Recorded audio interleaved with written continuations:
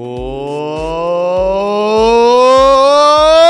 welcome to the Russ Joy Show. I'm Russ Joy. If you get that out, because you're smart, it's also the name of the show. Sincere apologies for the delay this morning. My typically reliable AirPods were not typically reliable this morning, so I've had to go old school, put the headphones on. The hair is askew, but that's not what you're here for.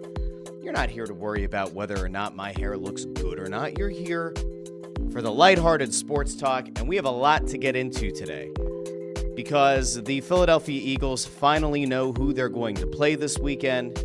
The Philadelphia 76ers are an abject disaster, and I mean, like, I don't even know how to defend what happened last night against Oklahoma City, as not only do their three big stars sit out, but Caleb Martin does as well. People actually paid to go to that game. We'll get there. The Flyers fall in overtime to the Columbus Blue Jackets. Ivan Fedotov seemingly has now made it his mission in life to be the backup netminder for your team, your town, your Philadelphia Flyers. And what we're going to get into just a little bit, I'm going to put something on the record here. I'm going to put my speculation on what happened with the Sixers arena. I know that we did an emergency episode the other day, but I'm reading some tea leaves now. Now I have an even more confident thought. So we'll get there a little bit later on in the show. But before we do, hello to everybody. How we doing? Ford says in all caps, wow, Russ looks like he was in Tijuana drinking beer and shooting meth. The meth, no. The beer, also no. It doesn't make my tum-tum feel good. Tijuana, maybe I wish, but I can't. Hold on. We'll give this to Ford. Hold on. Do a little flip back of the hair here. Let's see. Does that make it look a little bit less? Now you get like the full 5 head or 6 head or however high stacked this head is. Although it's always been like this. At least it's not a receding hairline. It's just never fully been here and been favorable to me, but that's fine. Let's go out to the comments here before we get started because there is a lot to get into today. And I have some concerns. I do. I'm not sounding the alarms yet about the Eagles matchup with the Rams, but I am saying that I feel significantly less confident against the Rams as I would have against the Vikings, who proved in back-to-back weeks to be absolute stone-cold frauds. Just as I thought they were. They left nothing to the imagination. They are 1,000% fraudulent. And now they're out. Now their season is over. Chris Freed says, Rusty over here with his predictions, quickly becoming Jim Cramer of Philadelphia sports. I need to know who was I wrong about the prediction for? You can't say the Sixers yet. Playoffs haven't arrived yet. Eastern Conference is still bad. But last night was horrific. It was actually an embarrassment. They should probably, if there were actual, good karma things to do, the Sixers should have refunded everybody who paid money to go see the Drek that they had to watch last night against Oklahoma City. Let's see. I'm going to be very clear with Ford here because I've just grown to be annoyed by Ford's existence in this chat where he believes that he is the only person who says anything of value. Ford has this habit now, and it's fucking annoying. Ford likes to play the most negative card, and the reason that people play negative cards is because most of the time, a negative outcome is going to be the correct one. If you say this team has no chance of making the Eastern Conference Finals, well, guess what? When there are 15 teams in a conference, 13 teams won't make it, only 2 will. That makes you feel smart. If you say they're not going to make the NBA Finals, 14 of the 15 teams aren't going to make the NBA Finals. It makes you feel smart. As I've now said for weeks, the Eastern Conference sucks. There is nothing right now. And if you're trying to play the, look at the history of the league, blah, blah, blah, blah, blah, that bullshit line of thinking, I will simply point out the fact that, yes, the Sixers are only 4.5 games back of the 8th seed. And I will say the same thing that I've continued to say. And I said, good long while ago, Sixers could be a legitimate threat for the 6th seed. They are 5.5 games back of the 6th seed in the conference. If you want to try to finagle their way up to the 5th seed, guess what? Add another half game. It's not that complicated. They have played 38 games this year. Math might not be everyone's strong suit out there. Perhaps not Ford's strong suit. That's less than half a season. NBA teams go on runs. Now, could we question whether or not the big three are going to be healthy? Yes, that is more than a fair criticism, more than a fair critique. And as of right now, it looks like Joel Embiid and Paul George are going to be unreliable at best health-wise. Did I expect that Caleb Martin would miss games? Did I expect Tyrese Maxey would miss as many games as he has? No, I didn't. But if you guys get those guys even remotely healthy in the second half of the season, the 6th seed is still very much in play. Could they make a push to the 5th? Maybe. Will they be a top 3 team? No. But in fairness, since the offseason, I said I thought that there was a chance that they would try to load manage these guys. Maybe you shoot for the 3rd seed. That was in the offseason. That's also before Joel Embiid had his plan and ended up not playing. So, I don't know. This shit just gets on my nerves because there is nothing to say that that's where they're going to finish. This is just fucking annoying to me. It's a waste of my time and everyone else's time. So if you want to, do the negative, oh, the Sixers suck. I've been saying for weeks now the Sixers suck. Good job, dude. You decided that 2 of the players who have injury concerns in the NBA might not stay healthy. Congratulations. In other news, water is wet and it's fucking cold outside. By all means, you can go on to Crossing Broadcasts on Thursday. You can go in the comments there. You can tell Kincaid he was right, or that you were right. You can go play those games with Kincaid. I'm just kind of over it now. So God bless. Hopefully today is a better day for you. Let's go to the rest of the comments. Nico checks in and says, good morning, all. Andrew Fawcett as well with a morning, all. Chris Freed thinks that the Sixers are now tanking, but if they don't get a top 7 pick, they lose their first rounder. What a sad, sad organization. Yeah, that is a problem. Now, if you're the Sixers, could you in the back of your mind be like, all right, this season is kind of a wash, and we would rather get that first round pick. And given the fact that Embiid has been unhealthy, given the fact that Paul George has not had a healthy season, and given the fact that you are close to the midway point of the season, could the Sixers look to pull the cord? I guess in theory they could. Could they pull the plug on the season? Maybe. But as I keep coming back to, the Eastern Conference is an absolute disaster. Cleveland has a great record. They're 34-5. All right, I don't know what anybody expected out of Cleveland. It certainly wasn't that. Boston's Boston. The Knicks are a better team with Karl Anthony Towns than they were with Julius Randle. I don't think that totally comes as much of a surprise. When they get to the playoffs, we'll see, because Karl Anthony Towns has long been considered soft. We'll see what he looks like in the playoffs. They could end up being a very good team. Orlando's like a spunky young team. Paolo Banchero's a legit star. Milwaukee has, one aging vet in Dame Lillard and has Giannis, so they're always going to be competitive. I'm not a big believer in Indiana. Miami is going to be a disaster. Miami right now has the 7th seed. Jimmy Butler apparently told Pat Riley to his face in a meeting over the last couple of days, I want out, I want to be traded, I don't want to play here. If you think that Miami is going to make the playoffs without Jimmy Butler, no, I just don't see it. Maybe I'm wrong, but I don't think I am. Does anybody really believe in Detroit? Tobias Harris's Detroit Pistons. They're currently 2 games over 500. Do I think that they're going to be a playoff team? Probably not. Trae Young and the Atlanta Hawks. No. The Chicago Bulls. No. And then there's your team, your town, your Philadelphia 76ers. I guess in a very roundabout way, the Sixers shouldn't even be that close. The Sixers shouldn't be that close to the 8th seed. They shouldn't be. There's no reason for it. And yet they are, because the Eastern Conference is a disaster. Now, if you want to try to race to the bottom, I have bad news. You're not racing to the bottom. Thank God it's a lottery, and in theory you could get some lottery luck, but if you haven't looked, the Raptors, the Hornets, and the Wizards are all in single digits in the win column. You're not making that up unless you really do pull the plug on the season and have all 3 of those big stars out. It ain't happening. You even look in the West, the Pelicans are also at single digits in the win column. So you're not racing to the bottom. That has pretty much left the building. Unless you're going to shut down Tyrese Maxey, Paul George, and Joel Embiid for the rest of the season. And if you do, God help you.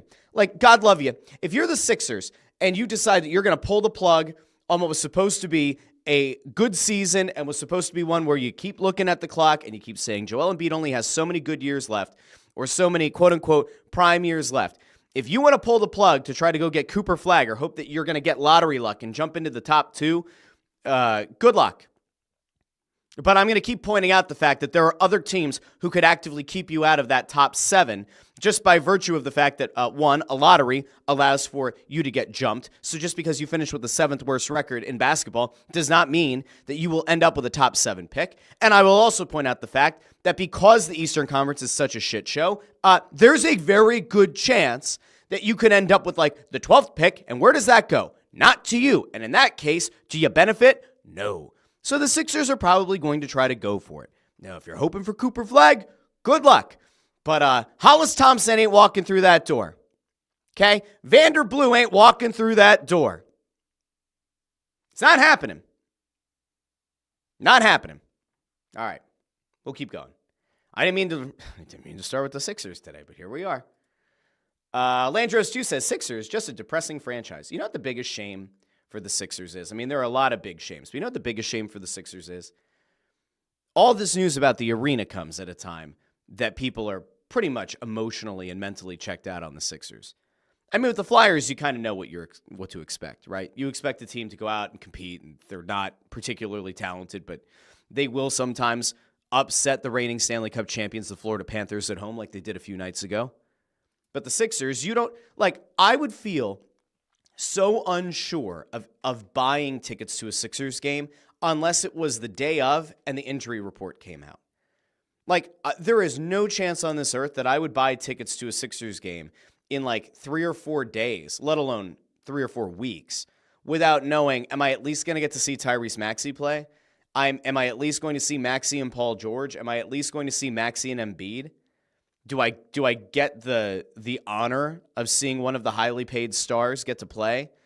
Because again, I know that it's hyperbolic to say they should have given back everyone's money last night, but that lineup that the Sixers rolled out was honestly offensive. It was pathetic. And I get it.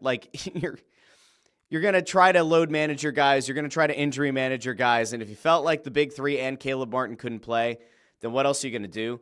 But your starting lineup last night, for those who might have missed it, it was Reggie Jackson, Eric Gordon, Yabu Sele, Kelly Oubre, and Ricky Council. That was your starting 5 in a season that was supposed to be one where you maybe think, all right, through load management, you're a top 3, top 4 team in the Eastern Conference, and when you get to the playoffs, you're going to try to put the fear of God into the Boston Celtics.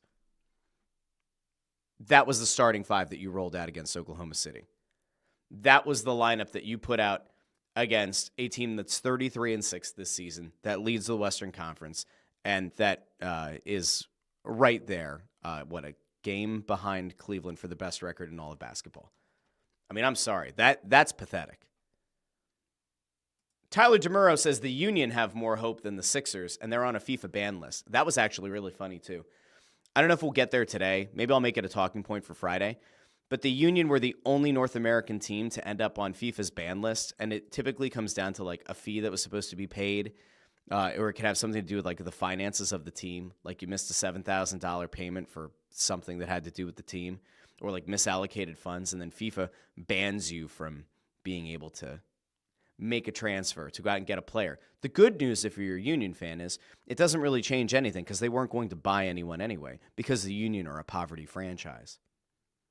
Perhaps someday they won't be. Perhaps someday Comcast and Josh Harris will combine their efforts not only for a WNBA team and for a new arena. Perhaps they'll step in and buy the Philadelphia Union and save every soccer fan in the tri-state area from the absolute Sugarman shit show that they have been subjected to over the last, 12 years? What was the first year? 2010. All right, we're going on almost 15 years of being a poverty franchise in the Philadelphia Union. Would sure be great to have ownership that actually has money get to step up and, I don't know, spend like you're one of the top 4 sports markets in the country. That'd be swell. Andrew Fawcett says, I don't know anywhere near enough to intelligently comment on basketball. Good news, neither does Ford, and he watches the games. We'll go over to Chris Freed, who says, speaking of sad organization, the quarter-century team for the Flyers just shows what has become of that franchise. Do a team from 1975 to 2000 and compare the number of Hall of Famers and stars it had in it. You know what? I wasn't going to talk about the quarter-century team because we're going to leave it for Snow the goalie. But we did touch on it a little bit on the Press Row show the other day. I don't mind going over there. I don't mind today being a kind of jump all around, a hodgepodge of things. But the Flyers quarter century team is an abject failure. I haven't been able to track down who exactly was responsible for it. I have not been able to this point to figure out who the hell was on the committee. Apparently some people from the NHL, apparently with some people from the Flyers. I heard there was Flyers media involved, former players, neither Ant nor Bundy. Ant, who's covered the team for 2 decades plus, Bundy, who's the defenseman with the most games played in Flyers history, was not asked. Go figure. Partnership with the Flyers, weren't asked. Go figure. Strange. If they had a jackass category, I certainly should have been involved. And yet, I wasn't involved either. Isn't that sad? Let me see if I could find, I want to find the graphic of it. All right, here we go. Because it's like, it is nauseatingly bad. We're going to go over to NHL.com here as we kind of go back and forth on our topics this morning. And what is typically the viewer comment and shout-out section, we're just going to bounce around. We did some Sixers, now we got some Flyers. All right, so this is your quarter century first team. So this is from 2000 to 2025. Let's see, I don't want to accept your cookies, NHL.com. The only cookies that I want to accept are homemade ones, sometimes Girl Scout cookies when I'm feeling down on my luck, and I just want to have a Thin Mint that I throw in the freezer. Okay, here's your first team. Simone Gagne, Claude Giroux, and Mike Richards. Your defenseman, Eric Desjardins, Kimmo Timonen, Roman Cechmanek. Okay. Your second team, Danny Briere, Sean Couturier, Jake Voracek, Chris Pronger, Ivan Provorov, Brian Boucher. I would like to know who was involved in the selection. I'd like to have them on the show. And I would like to ask if they were given a lobotomy prior to making these selections, because these are horrific in virtually every single way. There are very few things that we can actually get into here. Like, okay, I'm going to go back here. Let's go back to the first team. Is Claude Giroux worthy of first team? By virtue of him being the captain, by virtue of the amount of points he put up, he was the best player, probably, of the quarter century. Can I agree with Claude Giroux? Sure. Do I think that Claude Giroux was widely overrated? I do. Do I think he was always given the best teammates to play with? I don't. I'm fine with him there. Is Gagne a first-team forward? I'm not so sure. Should he be on one of them? Probably. Do I think Mike Richards is deserving of being on one of the teams? Yes, I probably would have had Mike Richards on the second team as a former captain of this team, as a guy who helped lead the Flyers to a Stanley Cup final appearance in 2010. I do think that Mike Richards belonged on this list. Do I think Eric Desjardins and Kimmo Timonen are perfectly acceptable first-team defensemen? I do. Do I think Roman Cechmanek had the longevity to be the first-team goalie? I do not. Do I think that he had the numbers to justify, at least in his seasons? Do I think he had save percentage, goals against? Do I think that he could have been a first-team guy? Sure. I do, but I don't necessarily think that he should have been the first-team goalie. So then we get to the second team, because this is where I have the actual issue. Briere had an incredible postseason in 2010. Like, incredible, right? 30-plus points. Is he an all-time quarter-century team Flyer? I don't know. Is Sean Couturier? That's one where I think you're playing the longevity game and the fact that he's also now a captain of the team. Would he have been on my choice? I'm not so sure, especially given the way that his play has fallen off following 2 back surgeries, which, in fairness, you would expect after 2 back surgeries for a guy's play to drop off. He did win a Selke. Okay. Does Jake Voracek belong on either of the quarter-century teams? I say no. Now, he might not know that because he blocked me years ago because he name-checks himself on Twitter. He searches his name, not his handle. He actually looks for tweets that say Voracek, and then he blocks if they're negative. How do I know? Because I don't think I ever really tagged him in any tweet. And when I noticed that he blocked me on Twitter years ago, it was because I said that Voracek's contract is one that the Flyers should look to move because it's a big number. That apparently was offensive to him, and so he blocked me.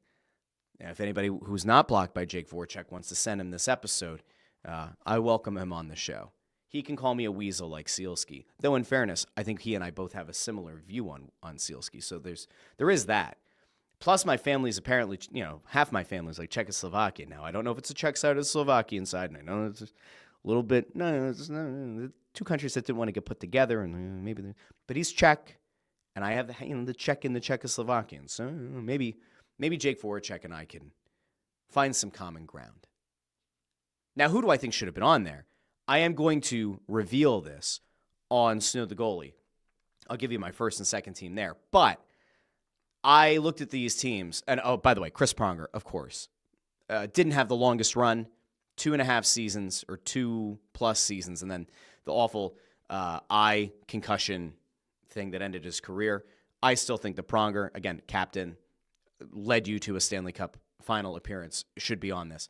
Ivan Provorov, I think Provorov made it on here simply by virtue of being the guy that Hextall tried to sell everyone as the number one defenseman on this team, which he certainly was not. I mean, he was the number one defenseman relative to everyone else on the team, except for the year that they had Matt Niskanen, who I think proved to be a much better top pair defenseman than Provorov.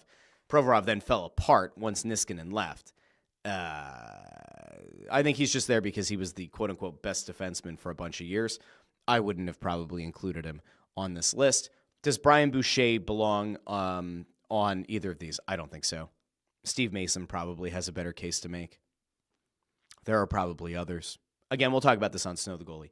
The Voracek thing, who would I have put there? I think it was Ant the other night tried to make the case that like a Wayne Simmons could have made sense. I think he tried to make the case. I don't remember who else he said.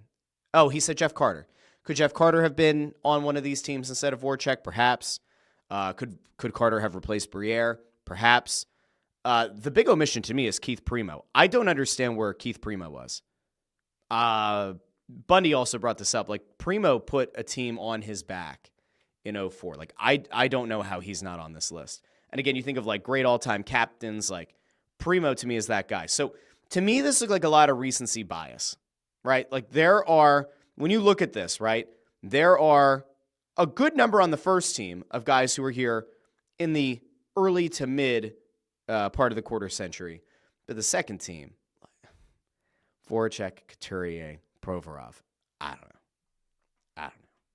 But anyway, we're going to get into that later this week on Snow the Goalie. So if you have a lot of thoughts, by all means, you can let me know. I want to see over here. I did see there were a bunch of comments. I'm going to try to get back up to some of the stuff that started. Let's go here. Jersey says Desjardins is a bad pick. I don't think so. Desjardins was one of the best defensemen, especially at that time. So no, I think he was a good pick. Landros 2 says Provy. No. Andrew Fawcett thinks that Primo, Mason, and Robert Esch could have made that list. Eshy. The thing I liked about Robert Esch is just how Ken Hitchcock used to say it, because you'd be like, I don't know, Hitchcock was like apparently a real pain in the ass to play for, but there's something about like a super chubby, kind of jolly-ish looking guy, although he wasn't very jolly. Like, I just remember it when I was younger hearing him go, oh, Eshy. I'd be like, that's kind of funny. I don't know why. Maybe it's because I was a child. Who knows? Chris Freed says, Claude Giroux is to the Flyers what Bobby Abreu is to the Phillies. I rest my case. Similar. Giroux was a more impactful player than Bobby Abreu, but you could have the case that most talented player on the team in a given season, sure. Was he the most impactful player? Debatable. Was he the stone cold killer you needed him to be? No. See, I think a big part of the problem, especially in the Giroux and Voracek years, is that you had two guys who looked to pass more than shoot, and you didn't have a sniper. You had Jeff Carter, but you also dealt him away. Mike Richards had a lot of issues going on that have been documented after the fact. I loved Mike Richards and Jeff Carter on the Flyers. The day that they made those trades, I remember where I was sitting. I was shell-shocked, and I couldn't believe that they were going to move on from those two. And then you started hearing about Dry Island, and they never got back to that same level. The Flyers have almost been cursed by those moves. Let's see. There were some more things over here. Andrew Fawcett says Giroux is definitely worthy of being there. Gagne should be one of the two on one of the two for sure. Czechmanic, nope. Jim Cochran says Czechmanic being the goalie is hilarious. Greg Bondarenko over on YouTube, Czechmanic won a Jennings trophy. Not that it means anything. Jersey asked, should TK have been on there? I don't think that there's enough there yet. Now, if TK continues to produce at the level that he is right now, if he does that through 2030 and you do like the 30-year team, Konechny probably cracks onto that list. Like if he does become a consistent 30, pushing 40-goal scorer, has an A on his sweater, perhaps ends up getting the C at some point, there could be a case for Travis Konechny. It might seem a little bit far-fetched now. It might have seemed far-fetched a couple of years ago, but I think it's in play. Andrew Fawcett says Braden Coburn deserves a mention. Matt Carl might even deserve some kind of a mention as well. Let's see. There were more things over here. Ford says maybe Voracek likes facts too and not blind hope, which is offensive to Russie Poo. Could be. I don't know. I think that the searching for his name on Twitter is kind of weak sauce, but that's just me. Let's see. Landros agrees on Coburn. Jamie over on YouTube says Primo, Leclerc, Carter. I think those are all fair. The Leclerc thing, if I remember correctly, a lot of Leclerc's more impactful years were maybe right at the turn. So that might have been why he was left off. We'll talk about that. I just don't think that he had as many significant seasons into 2000 and beyond for them to put him on. But there's a case. I mean, if you take the entirety of his career, sure, in terms of best players to suit up in the 2000 to 2025, yeah, he's on there. But a lot of his best years were late 90s, so I don't think he would necessarily qualify here. Greg Bondarenko asks, will Snow the Goalie be a live show? We are trying to figure out if we're going to go into the studio or if we're going to record it from home this week. I think we're going to record from home this week, but then next week we're going to start doing the consistent studio show. We have taken the feedback, and we've already talked to the organization about getting into Wells Fargo Center and going up and doing the show in our studio. So fingers crossed, it's supposed to happen. I hope. That's the point. And Nico with the hashtag weak sauce. JH agrees with me that the Twitter blocking business is super weak. I think so as well. Listen, I'm happy to go to battle with people on Twitter. Like, I had some person on Twitter over the weekend tell me that I was homophobic because I said that the Flyers should trade Scott Lawton. I still don't understand how we make the leap from saying trading a bottom six forward is homophobic. I don't know how we get there. This person tried to express themselves. It didn't make any sense to me. But I engaged with it, engaged with the tweet, and there were a bunch of people who then were like, why did you engage with this? And I said, well, because I'm trying to understand. And I also just don't take kindly to somebody like throwing out the accusation of homophobia because I said trade a bottom six forward. It was very strange. That was maybe the weirdest thing to happen in a very long time with me on Flyers Twitter. I still don't fully understand it. I think the person was like upset because they said that it seems like anytime a media person or anytime a fan says trade Lawton, they believe it's because anybody who wants to deal him wants to get rid of the biggest ally to the LGBTQIA2+ community. Oh, see, I still got that. I still got that from my teaching days. It's still up there. I don't know if it's changed at all, but I have more of the on the end. We'll just leave that. But no, Scott Lawton's a bottom six forward. I'm actually going to reiterate this, okay, because I think it's really important. Because trading Scott Lawton is not homophobic. Again, I don't understand the tweet, but here's the crux of the argument with trading Scott Lawton. I need people to understand this who for some reason might not understand. If the Philadelphia Flyers as an organization cannot figure out a way to develop a bottom six forward, you have a player development problem. If the Philadelphia Flyers can't figure out a way to replace Scott Lawton's leadership within the locker room, then they have a culture problem, which would arguably be the bigger problem, since now, for years, they've talked about culture, and John Tortorella's entire purpose and existence with this team has been predicated on him building the culture. So again, if you can't develop a bottom six forward, player development issue. If you can't replace the leadership, culture problem. At some point, the Flyers have to trade Scott Laughton. I don't understand the idea of hanging on to him. Feels like they're overvaluing the player. Elliot Friedman floated this like a week or so ago that the Flyers, apparently their asking price is around a first-round pick, and that another GM believed that just indicates that they have no intentions on trading him. Last year, Danny Briere said that they wouldn't take market value for Scott Laughton, that needed to be above market value, which I think is absolutely batshit crazy, but that appears to be the organization's stance on it. No. Trade the guy. It's okay. It'll be okay. I'm going to go back to some of the earlier comments now, because we were in Sixers land for a little bit. We went into Flyers quarter century team land, which was also not meant to be a topic, but here we are. Linda Joseph says it would have been fitting if the Flyers' first quarter century team just left the goalie position blank. It was and is a black hole for the franchise. Listen, I think that there's the elephant in the room, right? And there is a massive elephant in the room. If Carter Hart weren't currently embroiled in the legal issues that he's embroiled in, he would have been on one of these two teams. Would he have been the first team goalie? Would he have been the second team goalie?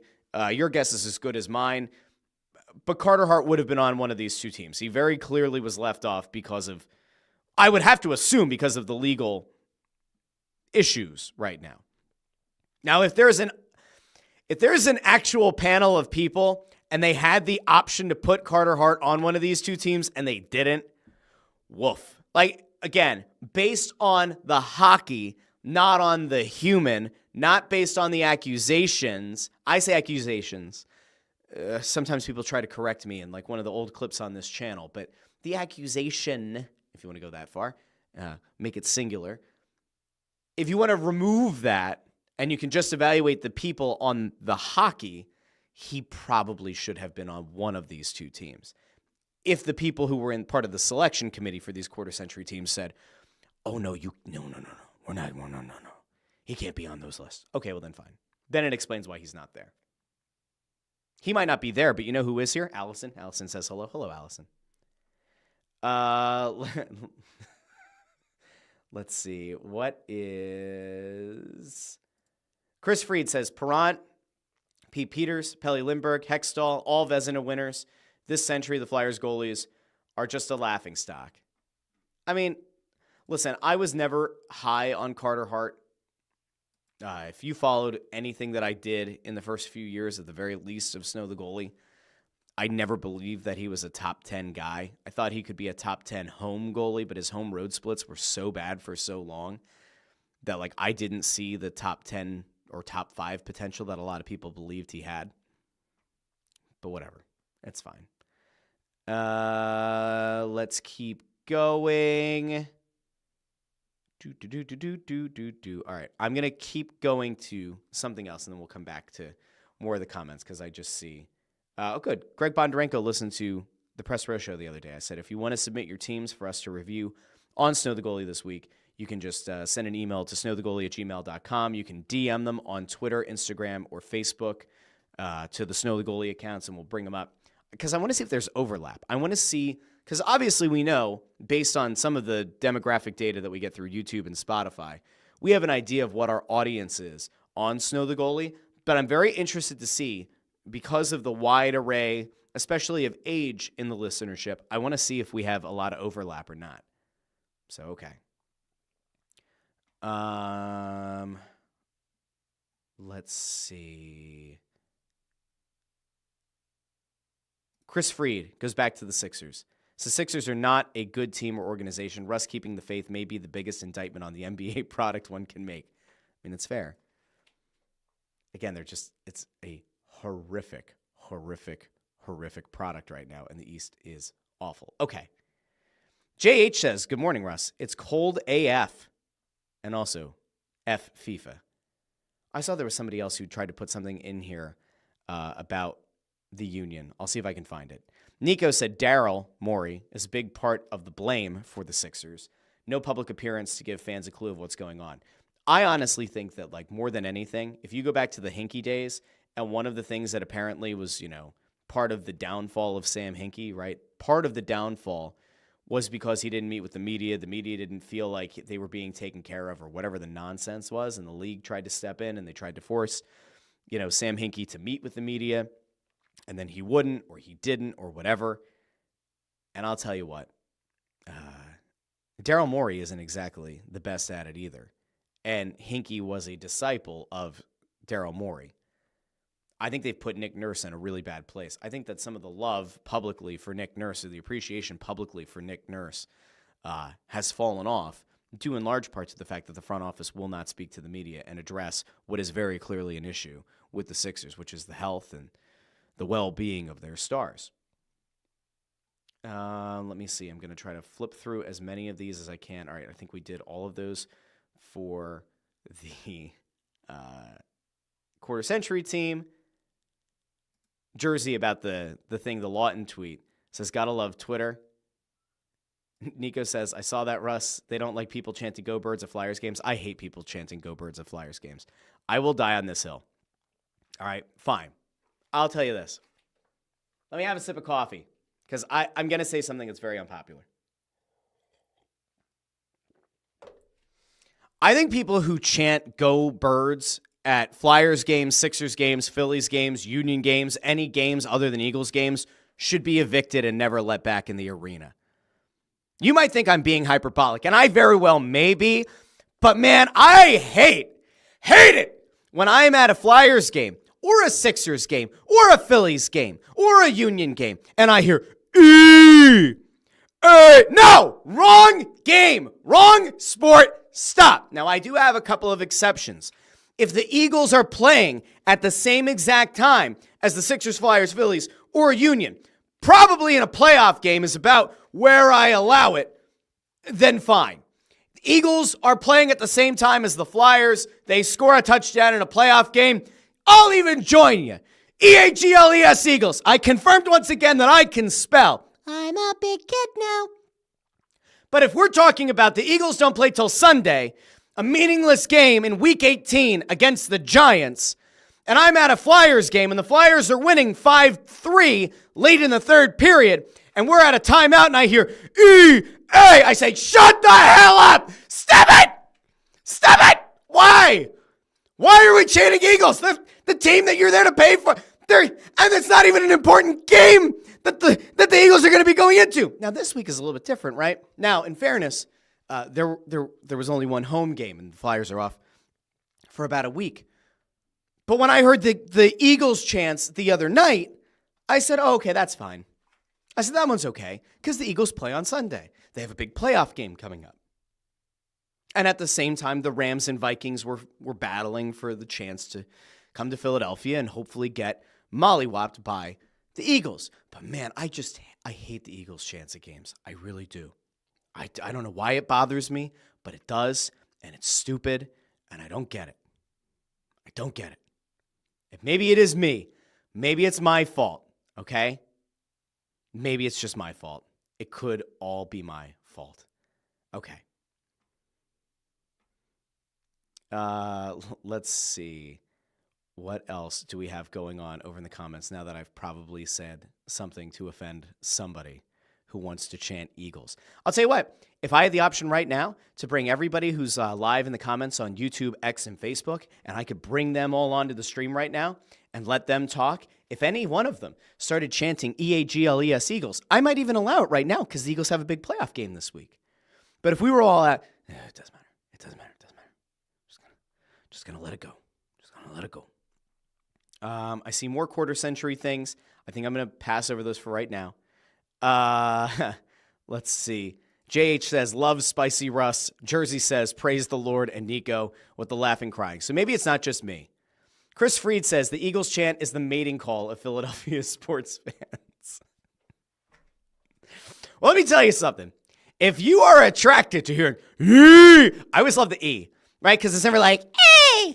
It's never like, E! It's always like it is from deep down in the gut. E! Like you're about to either, hurl up the combination of Fireball and hot dogs you had at the tailgate at FDR Park. It's like either you did that and you're about to let it loose, or you just released a massive number 2. It's a E! It comes from way down here in the core. if that is the mating call that does it for you, I hope you find that person. I hope you find that really special person out there for you, okay? Landros apparently is the person who starts the Eagles chant, so I don't know how to feel about that. Jamie says, I don't know that I agree, but I love the spicy argument. I appreciate that. Joe Papel might be right. Mike Trout could be the one that's leading them, which would make all the sense in the world. Michael Sirkin says, seems like Russ woke up today and chose violence. All right. Chris says, seeing Russ do the Eagles chant has Bucky the Beaver all excited on the desk. Good old Bucky. All right. Amy says, I thought I was the only one with the Eagles chant. I heard it at a Phillies game in July. It drives me nuts. It legitimately drives me nuts. Nuts. Nuts. I will bring up Ford. Listen, Ford twice tried to resurface his comment, but I'll do it here. Ford says that he tried to defend me against that Flyers fan who said that me saying trade Scott Lawton was homophobic. He defended me. He said, did you notice that? I didn't, Ford. Maybe I did in the moment. I just don't remember. I kind of blurred the whole thing out because it seemed ridiculous. But Ford, I do appreciate the backing. Andrew Fawcett says, the energy of the building on Saturday definitely supported the Eagles chant. Flyers were destroying the Ducks and the game was over. That actually was a game where I said it's fine. And keep in mind that the Eagles played the next day in a playoff game. So I lifted my temporary ban on the Eagles chant. Oh no, Andrew Fawcett just started one. Damn it. All right, anyway. Greg Bondarenko says, I turn my hearing aids off when I hear the Eagles chant. Greg, good on you. If I could, I would. I would. Let's start it. Landros goes, I started a chant today at McDonald's. Was that bad? EAGLES Eagles. All right, we're done. I'm good. I'm good. Okay. Some people will agree, some people will not agree. I might lose YouTube subscribers because I said that the Eagles chants at non-Eagles games are ridiculous. If I lose people for that, I guess I've lost people for worse reasons. So, okay. Jersey wants to be just like Greg and get hearing aids just to turn it off for that. All right. So, we kind of touched on this before, but the Sixers had an abysmal game on Tuesday night. We're like 50 minutes, 45 minutes, depending on if you count the countdown or not. About 45 minutes into the show, we've gone mostly all over the place in the comments. It's a Wednesday. It's a wacky Wednesday here on the Russ Joy Show. Sixers game isn't really worth getting into. The Flyers game was interesting insofar as Ivan Fedotov, I think very clearly has made the case through his last few games, 2 starts against Toronto, last night against Columbus, holds the Blue Jackets on the road to 2 goals. They lose in the shootout.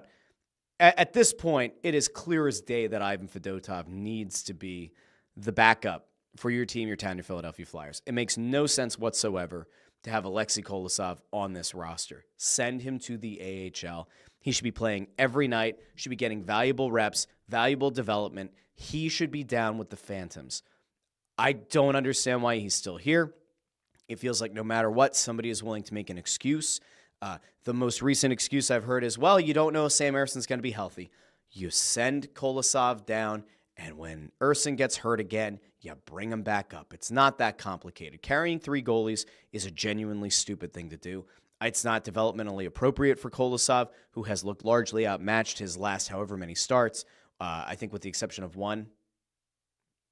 I don't remember which team they played. He had one good start in, let's say, his last 6. Otherwise, has looked largely outmatched. Fedotov looks good. Fedotov looks like a guy who now has the ability to split some time with Ersson to go in and give you a chance to win. Is Fedotov going to put up some of the flashiest saves you've ever seen? No. Is he going to look awkward and clunky because he's 6'8"? Yes. Is he going to battle and give you a chance to win every game that he's in net? Yes. Will he get blown up from time to time? Indeed he will. And so do most goalies, especially backup goalies in the NHL. But at this point, it's clear as day to me. Fedotov needs to be the backup. And here's the other thing. And another thing. It's 5 more days. Joe Biden. I never got a good Joe Biden down. He's been president for 4 years. Never got good at it. And another thing. Load of malarkey. Fedotov, if you get good film on him and you decide that it won't be at the trade deadline, but at the draft maybe another team wants to go after him. He's 27, 28 now. Could you maybe get something of value for Ivan Fedotov in the offseason? Possibly. If you were to send Alexei Kolosov down and have him play every day, or almost every start, you'd feel much better about his development, and he'd probably be up here as the backup next season. Again, I just don't understand what they're doing, but, I feel like I'm very much here in the same place all the time about Kolosov and Fedotov. Now, there were two other things that I wanted to get to today. One is the Eagles-Rams matchup, and the other one is kind of an update of sorts on the arena, because I put out an emergency episode, over the weekend. It was on Sunday, just a few hours before the Eagles kicked off their playoff game and against the Packers. I put out some thoughts. Now, I want to be really, really, really clear here, okay? Because I talked to a few people. None of them have direct knowledge of the situation. It's just everybody kind of putting their own conjecture together. And so this is not a sourced report.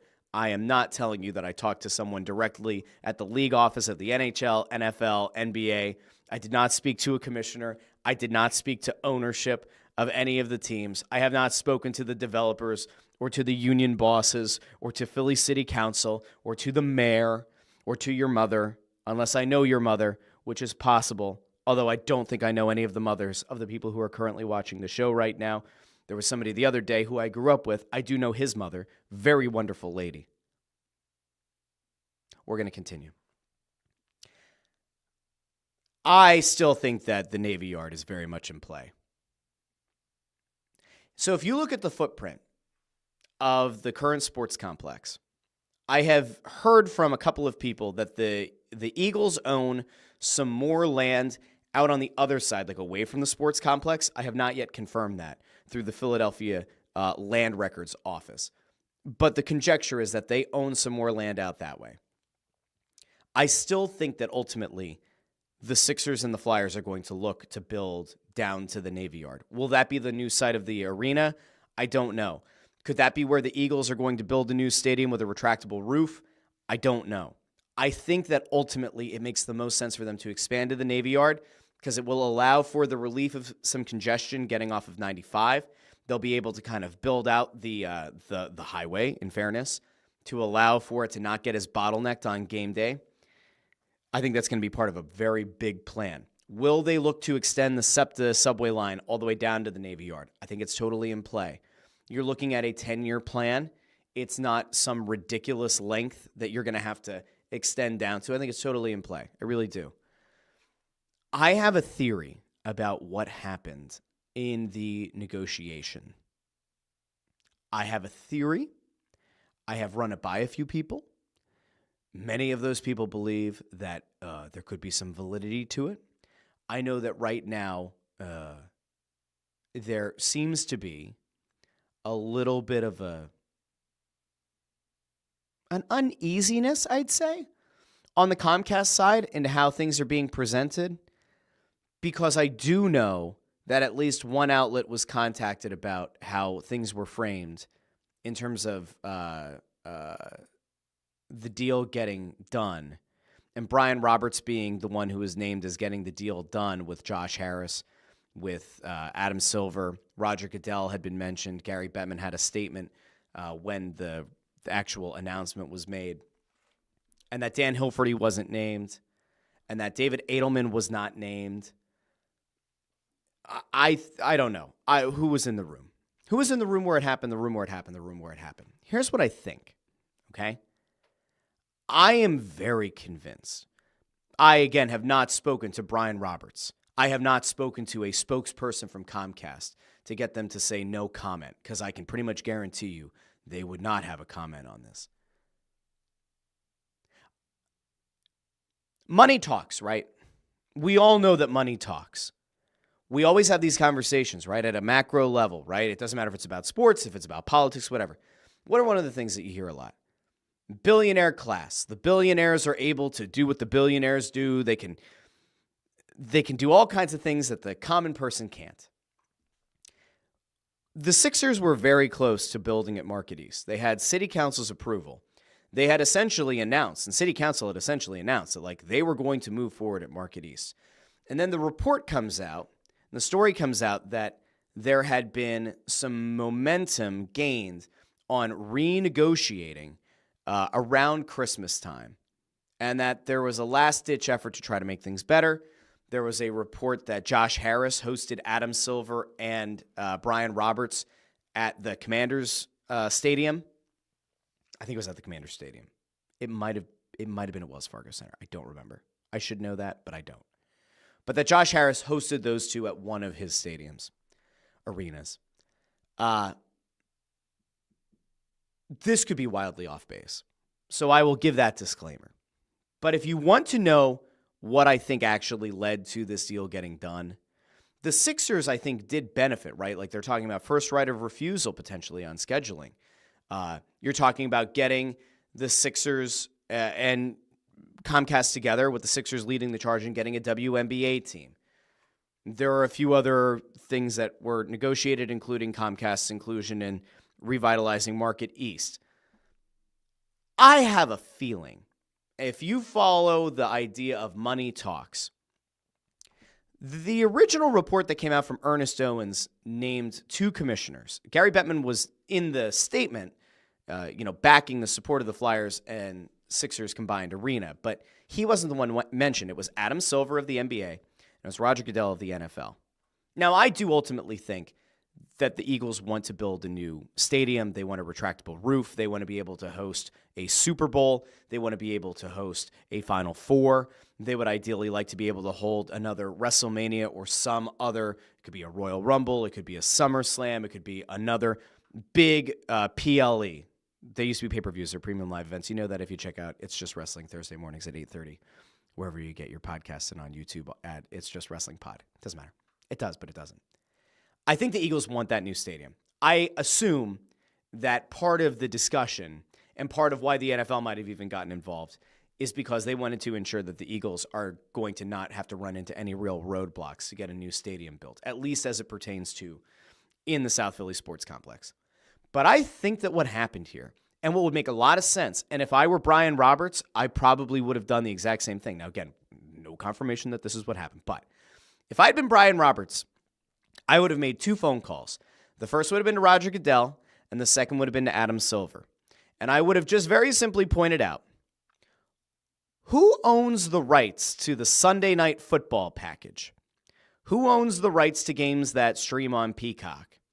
Who owns the rights to the NBA on NBC, which created such a bidding war that Amazon got involved and Warner Brothers Discovery ultimately lost out on the rights? Oh, that's right. It was Comcast.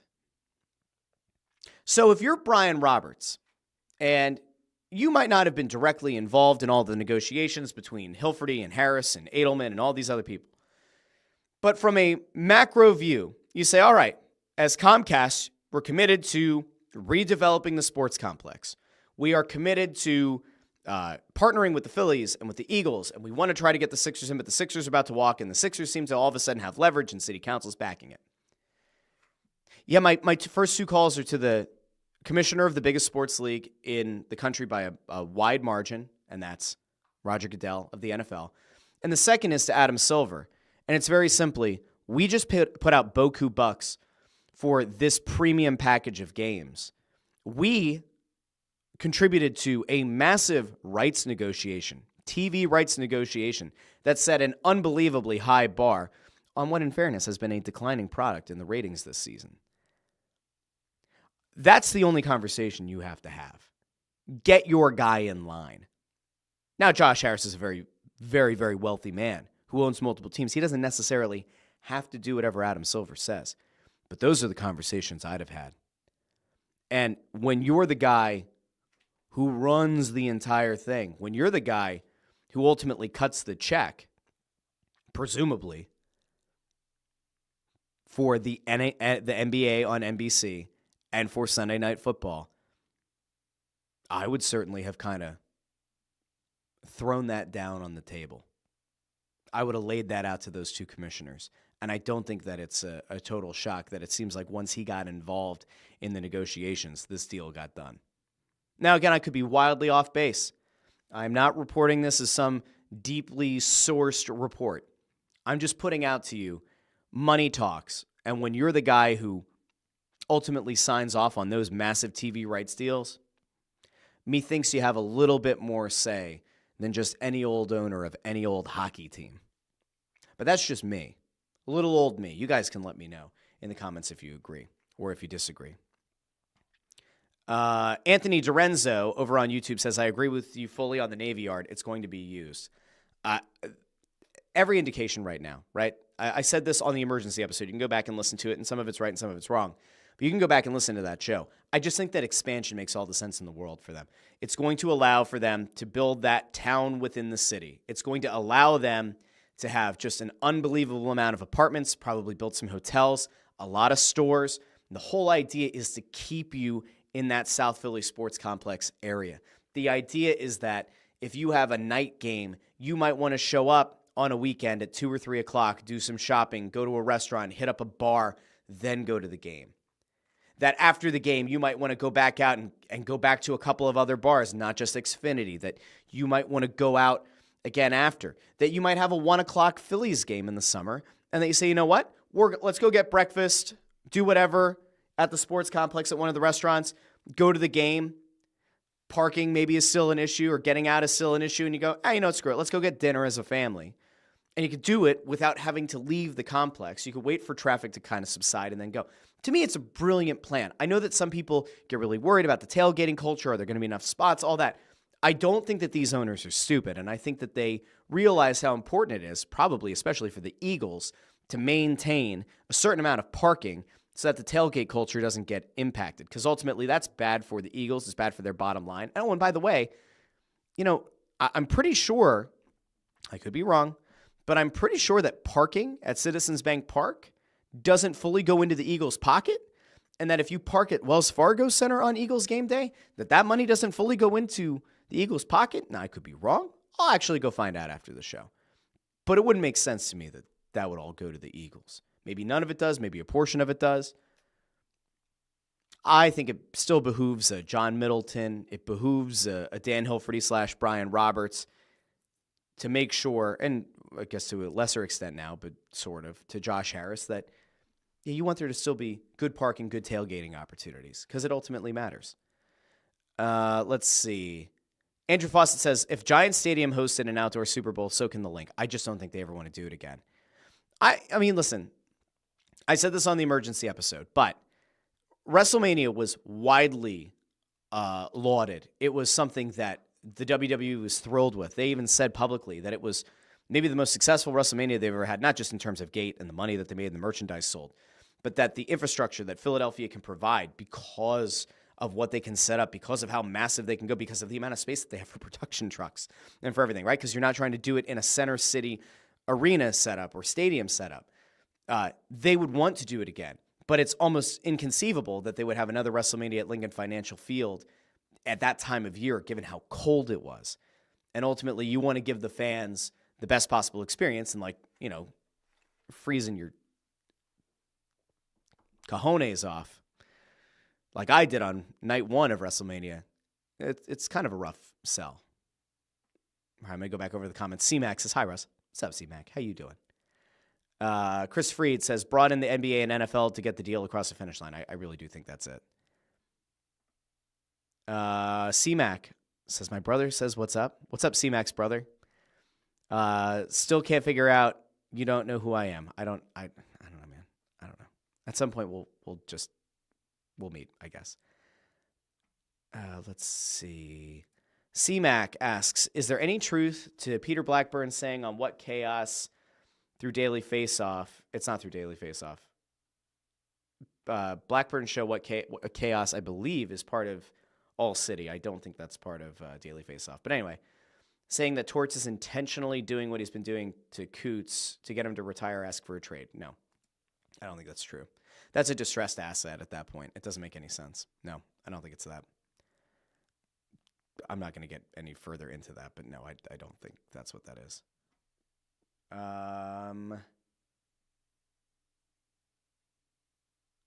Let's see.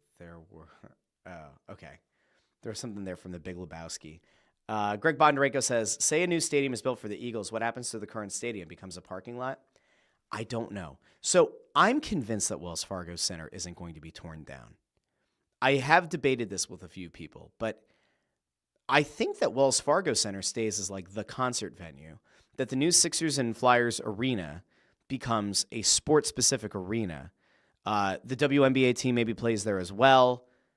Could you have the Wings there? Could you maybe have the Phantoms there? I think that like there's a case to be made that if the Phantoms come back to Philadelphia, do they play at the new one? Do they play at Wells Fargo Center? Do you put mostly concerts there?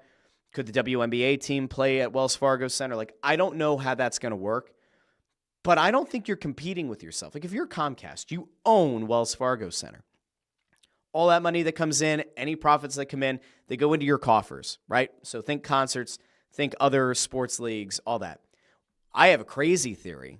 I have a really crazy idea that I don't think would ever happen, but I would 100% be here for.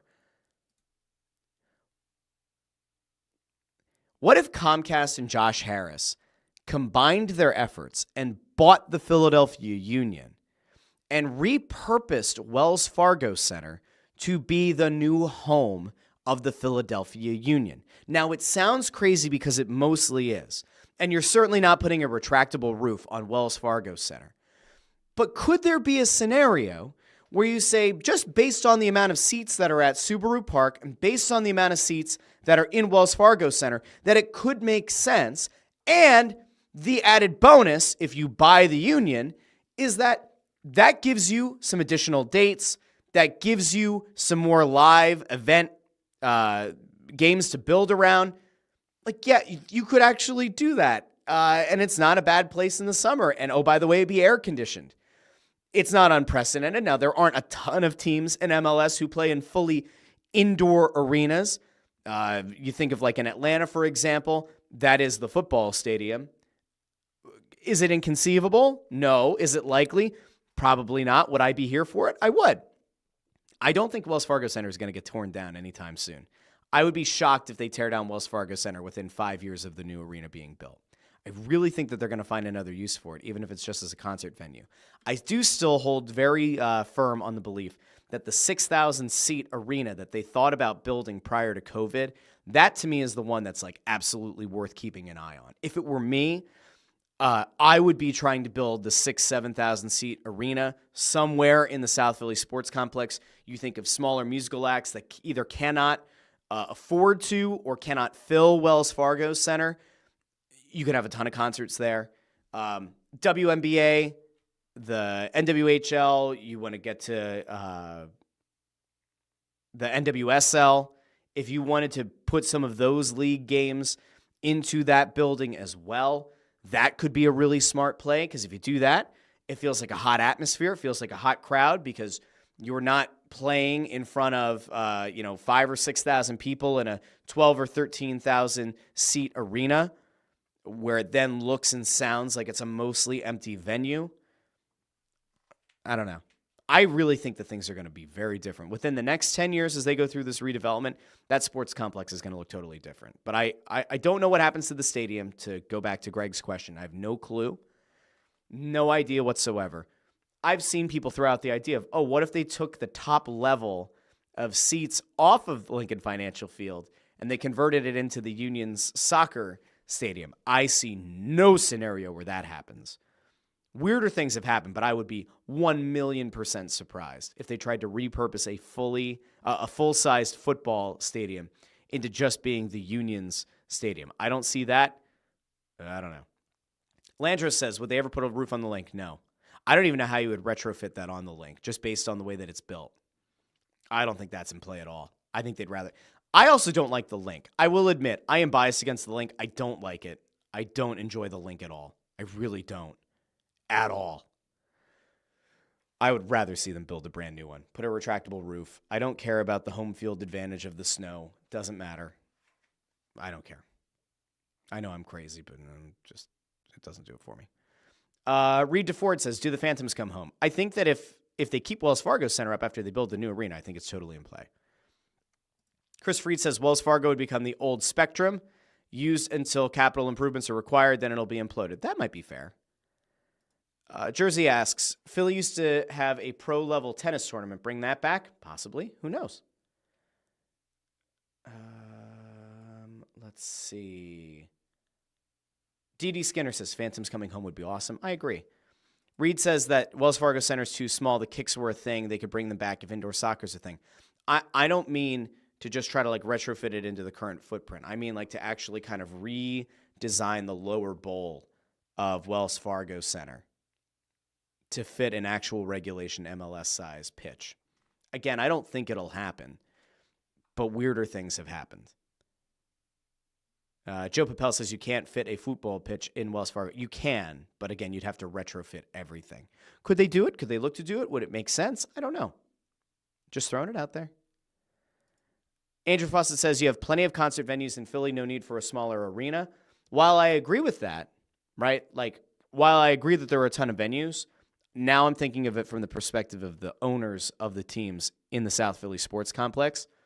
For them, why would you not want to compete? Now, that might be where you do run into an issue with the city, because now if you're going to cost, like, let's say, the Kimmel Center, or you're going to cost the Man having concerts, and now all of a sudden you start to hurt and impact local theaters, then I do think you probably run into an actual issue.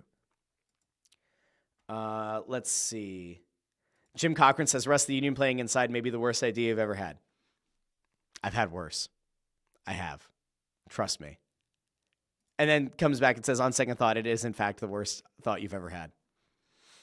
I'm pretty sure I've had worse takes. Jamie points out over on YouTube, Cleveland looked at putting a roof on the Browns stadium. It's not even worth it. I think it's just like way too complicated. I think the logistics of it are a mess. Okay, this show has gone on way longer than I intended on, and I wanted to get to the matchup against the Rams. We're obviously going to dive into that on Friday's show because that is the biggest thing that's going to be in town on Friday, barring some kind of unforeseen trade. Here's what I will tell you. I don't like the matchup with the Rams as much as I would have liked the matchup with the Vikings. As I said at the top of the show, I think that the Vikings are 100% fraudulent. I think you saw it against Detroit, and then you saw it against LA. I also don't like playing against teams that have something bigger to play for. What do I mean by that? I don't like, in the history of sports, especially in the NFL, I don't like playing against teams that have a bigger cause that they're playing for. Playing for like a New York team or a Patriots team after 9/11, you think about playing the Saints after Hurricane Katrina. You talk about like a potential team of destiny here. These wildfires or potentially arson fires, that remains to be seen. The fires that are ravaging Los Angeles. Now the Rams have been essentially kicked out of SoFi Stadium, right? They had to play in Glendale, Arizona because of the fires. They lost their home field advantage, and yet they still won their wild card round game. They have the entire hopes of a city, if not a state, if not the entire nation at their back. I don't like going up against those kind of teams because they almost all of a sudden feel like a team of destiny. And that is something that freaks me out. Now, it's supposed to be bitter cold this weekend. Now, do I think that Matthew Stafford in these cold weather games and that Rams team is going to be ready for the kind of cold they're going to have to face? No.